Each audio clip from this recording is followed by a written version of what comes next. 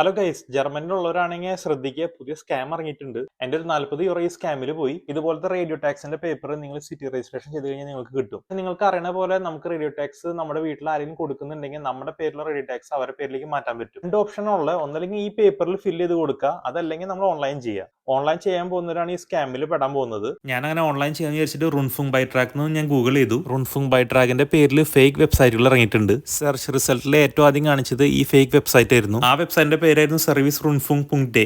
കണ്ടു കഴിഞ്ഞാൽ ഒറിജിനൽ തോന്നുള്ളൂ. അതുകൊണ്ട് ഡീറ്റെയിൽസ് എല്ലാം ഫില്ല് ചെയ്ത് ഞാൻ ആപ്ലിക്കേഷൻ സെൻഡ് ചെയ്തു. ഇപ്പോൾ ഈ വെബ്സൈറ്റ് മെയിൻ്റെനൻസിലാണ് കാണിക്കുന്നത്. അതുകൊണ്ടാണ് എനിക്ക് ഈ വെബ്സൈറ്റ് കാണിക്കാൻ പറ്റത്തത്. നിങ്ങൾക്ക് ക്ലിക്ക് ചെയ്തതിന് ശേഷം എനിക്ക് ഒരു മെയിൽ വന്നു. മെയിലിൽ അവർ ബില്ല് അയച്ചേക്കാണ് 7 ദിവസത്തിനുള്ളിൽ 39 € അടയ്ക്കണമെന്ന് പറഞ്ഞിട്ട്. ഇത് അടച്ചില്ലെങ്കിൽ അവർ ഡെറ്റ് കളക്ടേഴ്സിന് നമ്മുടെ ഡീറ്റെയിൽസ് കൈമാറും. പിന്നെ ഫൈൻ അടക്കം നമ്മൾ ഒരുപാട് പൈസ അടയ്ക്കേണ്ടി വരും. എനിക്കിത് റിവോക്ക് ചെയ്യണമെന്ന് പറഞ്ഞാൽ മെയിൽ അയച്ചു. മെയിലിൽ അവർ റിപ്ലൈ ഇടുന്നത് ഇങ്ങനെയാണ്: അവർ ഈ ഫീസിന്റെ കാര്യം അതുപോലെ തന്നെ ഒഫീഷ്യൽ വെബ്സൈറ്റായിട്ട് യാതൊരു ബന്ധമില്ലെന്നും അവരുടെ വെബ്സൈറ്റിൽ ചെറുതാക്കി എഴുതിയിട്ടുണ്ട്. അതുപോലെ തന്നെ ആപ്ലിക്കേഷൻ സബ്മിറ്റ് ചെയ്യാനുള്ള ബട്ടൺ ഞെക്കി കഴിഞ്ഞ് കഴിഞ്ഞാൽ നമുക്ക് റിവോക്ക് ചെയ്യാനുള്ള ഓപ്ഷൻ പിന്നെ ഇല്ല. ഒഫീഷ്യൽ വെബ്സൈറ്റ് ആണെന്ന് വിചാരിച്ചിട്ടാണ് ഞാൻ നിയമങ്ങളൊന്നും വായിക്കാണ്ട് ഡയറക്റ്റ്ലി ആപ്ലിക്കേഷൻ സബ്മിറ്റ് ചെയ്തത്.